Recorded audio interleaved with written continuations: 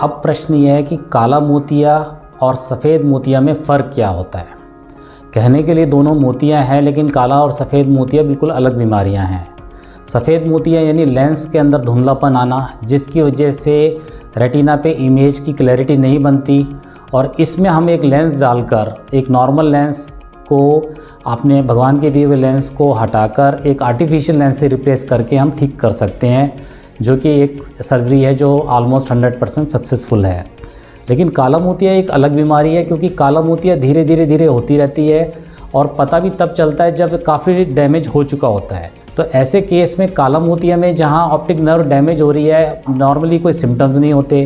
कभी कभार आंख में कोई दबाव हुआ या कभी रंग बिरंगे घेरे दिखाई दिए, खासकर ऐसे ग्लोकोमा, ऐसे काला मोतिया जिसके अंदर एंगल क्लोज होता है, जहाँ ड्रेनेज थोड़ी कमज़ोर होती है, वहाँ पर ऐसी स्थिति में कई बार रंग बिरंगे घेरे दिखाई देना, आंख पे प्रेशर होना या सिर में दर्द होना हो सकता है।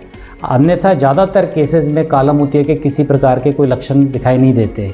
इसलिए बहुत ज़रूरी है कि 40 साल की उम्र में तो प्रत्येक व्यक्ति जो है जाकर अपना काला मोतिया के लिए, जब रूटीन टेस्टिंग हो रही है तो भी काला मोतिया के लिए स्क्रीनिंग जरूर कराई जाए। और अब ये होता है कि इसके साइंस एंड सिम्टम्स क्या है, इसके लक्षण क्या हैं।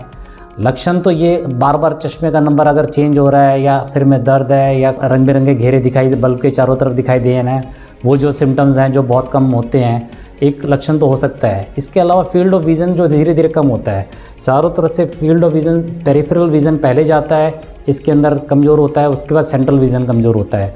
तो लेकिन जब तक सेंट्रल विज़न कमज़ोर होता है तब तक तो बहुत डैमेज हो सकती होती है। यदि फील्ड ऑफ विज़न में भी अगर कोई प्रॉब्लम है या इस तरीके के लक्षण दिखाई देते हैं, या आपकी उम्र 40 साल से ऊपर है, कोई फैमिली हिस्ट्री है, घर में किसी के माँ बाप के या भाई बहन के किसी को काले मोतिया की हिस्ट्री है या ग्लोकोमा की हिस्ट्री है, तो बहुत ज़रूरी है कि आप अपना भी चेकअप करा लें। अगर आपको है तो आपके बच्चों का या अपने भाई बहनों का भी सबका चेकअप होना चाहिए।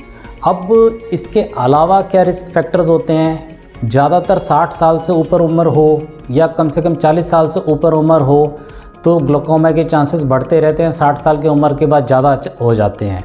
आपकी कॉर्निया की मोटाई कम हो, आपको कोई किसी प्रकार का ट्रॉमा हुआ हो, आँख के अंदर चोट वगैरह लगी हो, तो उस वक्त या उसके कुछ समय के बाद भी ग्लोकोमा हो सकता है। किसी को डायबिटीज़ हो या दूसरी सिस्टेमिक डिजीज़ हो, कार्डियक एलिमेंट्स, कार्डियक डिजीज़ हों, हृदय की और इस तरीके की कोई बीमारियाँ हों, कोई ट्रॉमा के साथ ब्लड लॉस हुआ हो, तो भी काला मोतिया हो सकता है।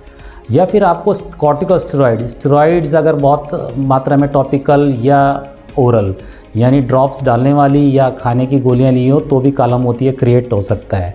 तो ये काफ़ी सिग्निफिकेंट रिस्क फैक्टर्स हैं। अगर ऐसा कोई रिस्क फैक्टर है तो भी हमें डॉक्टर के ऑब्जर्वेशन में रहना चाहिए और काला मोतिया के लिए अपना टेस्ट करा लेना चाहिए। नमस्कार।